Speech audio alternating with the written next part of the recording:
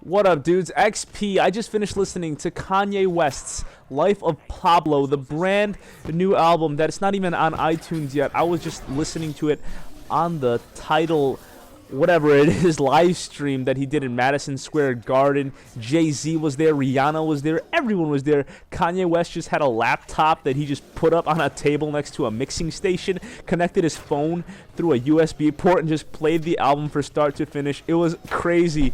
The way he was dressed was dope too. He was just wearing a baseball hat backwards and just a sweater. It was dope. Wearing some Yeezys as always. But anyway, I didn't want to review this album. I wanted to just talk about it.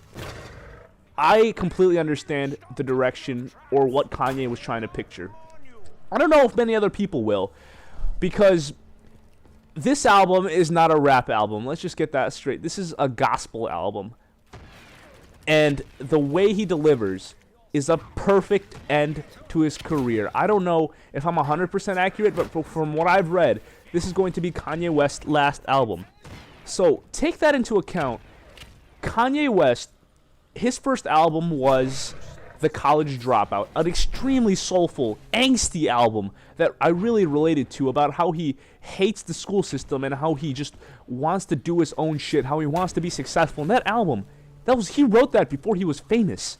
And as we progress through the years, he turns into like, he just becomes like a little more like angry at the famous life as the albums go on. I don't want to say crazy, right? I was about to say crazy, but I don't think Kanye West is crazy at all. Especially highlighted by, he just had a verse in the middle of the album. I don't know if that's actually in the album. He was just talking about how when he created, like, he was talking about how he created Kanye in College Dropout, and how, like, Kanye, the Kanye that we talk about that's on Twitter with all these fights, is not Kanye. And I feel like that really made me kind of like wake up, because most of the public, like everyone I talk to, like they like to talk shit about him. And I'm like, he's a fucking person, right? He just makes good music, and they focus on what he has to say. But anyway, that verse really set the tone for the album. This is the perfect bookend. What College Dropout set the tone for Kanye's rest of the career, how he's angry. This is a calm, soulful album. He was just like praising God, and that I can really get behind. The first song that I listened to on this album was fucking hilarious. It really reminded me of how Kanye was in The College Dropout. He was talking about like fucking a stripper or something, a model. She had bleached her butthole, and he got it on his t-shirt. I thought that was some fucking hilarious shit. But other than that, it got really soulful. As I said before, not many verses, and No More Parties in LA, which was absolutely kick-ass. One of the greatest Kanye West songs I've ever heard. Maybe just because it's new, but he did it with Kendrick Lamar, and that was not on this album. And it's really amazing how he managed to end it without going full circle. Because if he decided to go full circle and start rapping like he did in his previous albums, it would not have been a Kanye West album. Kanye West never goes back to the past.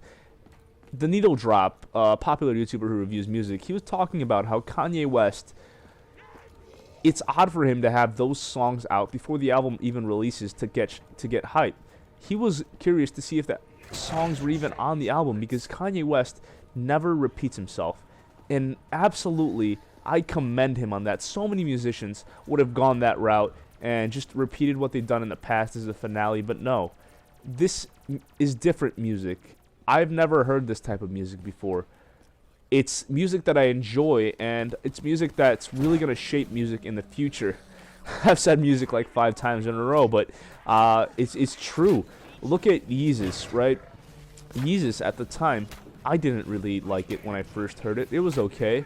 Like, it was decent, but after a while it grew on me, because he like really set the tone at that time. And like I said earlier, his discography from College Dropout to this, Yeezus is in a perfect place. It's like chaotic, angry, it's new, right before the conclusion, right before the quiet of the storm. That's what this album is. The storm already passed. The storm was Yeezus. It was My Beautiful Dark Twisted Fantasy. This is just a goodbye.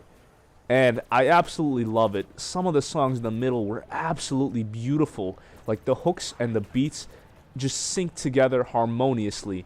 And to that, if this is Kanye West's last album, I just wanted to say how inspired I am by all of his work. And that is why I'm making this video, because to me, he's not just an artist. Like, I grew up listening to his music.